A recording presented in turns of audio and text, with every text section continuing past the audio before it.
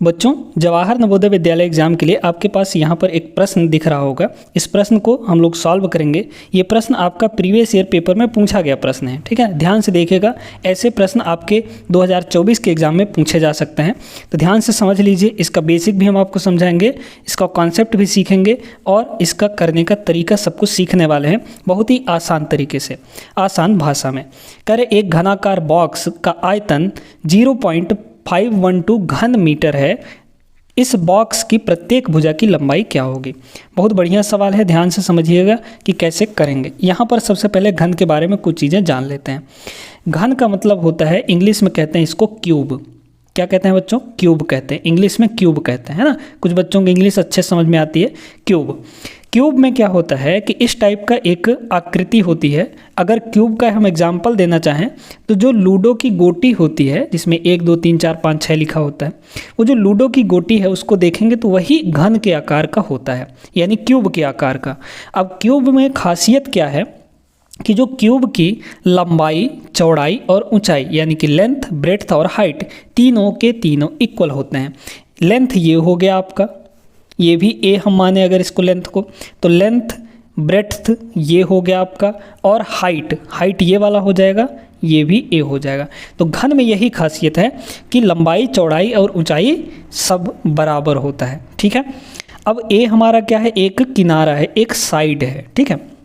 तो जब हम इसकी आयतन की बात करते हैं, आयतन मतलब वॉल्यूम, ठीक है बच्चों।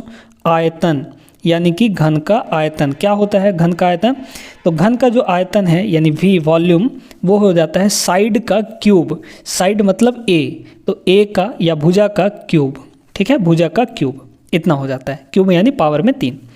अब आपको इसमें बोला क्या है इस प्रश्न में कि एक घनाकार बॉक्स यानी घन के आकार का जो बॉक्स है उसका आयतन, वॉल्यूम 0.152 दिया है।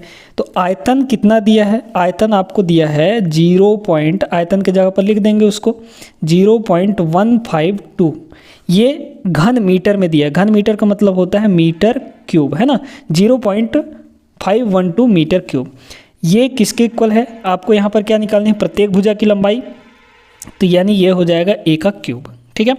अब देखिए, ध्यान से सुनिएगा, यहाँ पर बच्चों इसका अर्थ क्या हुआ कि ए क्यूब का जो वैल्यू है वो दिया है 0.512, इतना दिया है। इधर अगर क्यूब लगा है तो इसको उधर ले जाएंगे तो क्यूब रूट लगेगा, यानी कि घनमूल लगेगा। इधर घन है तो उधर जाके घनमूल लगेगा, यानी कि ए का जो वैल्यू हो जाएगा वो हो जाएगा 0.152, और इसका हमको लेना पड़ेगा घनमूल। घनमूल मतलब इस तरीके से, ठीक है। अब 0.152 का घनमूल कैसे निकालेंगे? तो देखिएगा, यहाँ पे ये हो जाएगा, ये है आपका घनमूल।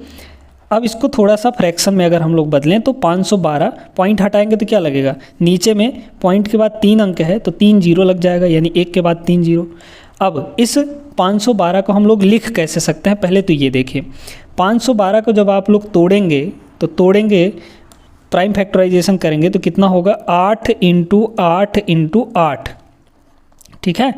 8 अठाई 64 अट्ठे 512। 512 को हमने इतना लिख दिया। अच्छा, 1000 को क्या लिखेंगे? इसको लिखेंगे 10 × 10 × 10। अब क्यूब रूट में क्या होता है? 3 का पेयर बनता है, तो 8 का 3 गो 8 है यहाँ पर, तो एक पेयर बन जाएगा, यानी 8 यहाँ पे आपका बाहर निकल गया। यहाँ पे 10 का पेयर बन रहा है तो 10 आपका बाहर निकल जाएगा। 0/8 8/10। 8/10 का मतलब होता है 0.8 मीटर, क्योंकि ये मीटर क्यूब में था तो आपका जो साइड है यानी भुजा है वो किस में आएगी? मीटर में आएगी। ऑप्शन नंबर बी बच्चों करेक्ट हो जाएगा। उम्मीद करते हैं समझ में आ गया होगा। ये जो पोर्शन है, ये करनी वाला पोर्शन, ये हम आपको अच्छे से पढ़ा चुके हैं। नहीं देखें तो जाके वीडियोस देख लीजिएगा, प्लेलिस्ट बना हुआ है, प्लेलिस्ट में जाएंगे तो सारे वीडियोस मिल जाएंगे, ठीक है ना। चलिए, तो ये वीडियो कैसा लगा आप लोग कमेंट करके बताएं, और किस टॉपिक पर आप लोग पढ़ना चाहते हैं जवाहर नवोदय विद्यालय के लिए, वो भी आप लोग कमेंट कर सकते हैं। ये वीडियो अच्छी लगी हो तो लाइक कर दीजिए और चैनल को सब्सक्राइब कर लीजिए अगर आप चैनल पर नए हैं तो। डेली वीडियोस आपको जवाहर नवोदय विद्यालय के लिए दी जाती हैं और मैथ्स आपको अच्छे से तैयारी करवाई जा रही है, ठीक है। चलिए, मिलते हैं अगले वीडियो में, तब तक के लिए जय हिंद।